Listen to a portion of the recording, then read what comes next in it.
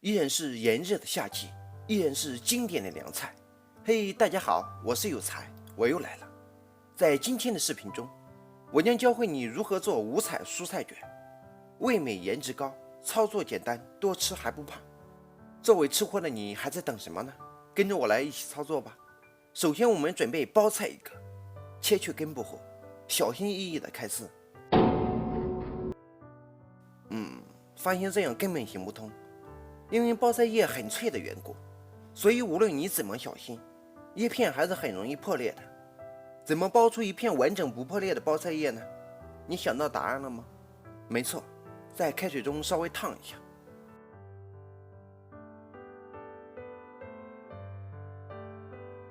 看，是不是变得特别简单？把包好的包菜叶再放在开水中煮一下，把其煮熟后捞出剂凉，保持脆感。我们再分别把土豆、胡萝卜切丝，芹菜切成段，绿豆芽掐头去尾，使其变成光洁的营养。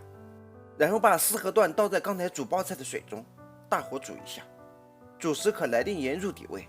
大约1分钟后，丝和段被煮熟时，下入银芽再煮15秒，然后把它们捞出冲凉并沥干水分备用。准备包菜叶1个，放入适量的馅料并摊匀，然后把其卷成一个圆筒。如此这般，在翠花的帮助下，3分钟就卷好了这么多。把它们摆放整齐，然后把两边稍微修一下，随心所欲地摆放在盘中，你认为啥好看就咋摆。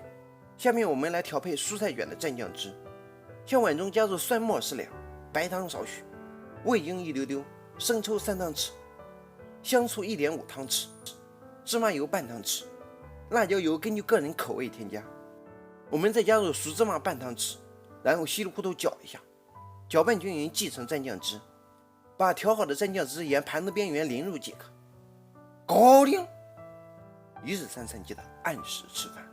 总结：讲这么详细，为啥还要总结呢？拿过馒头吃饭不香吗？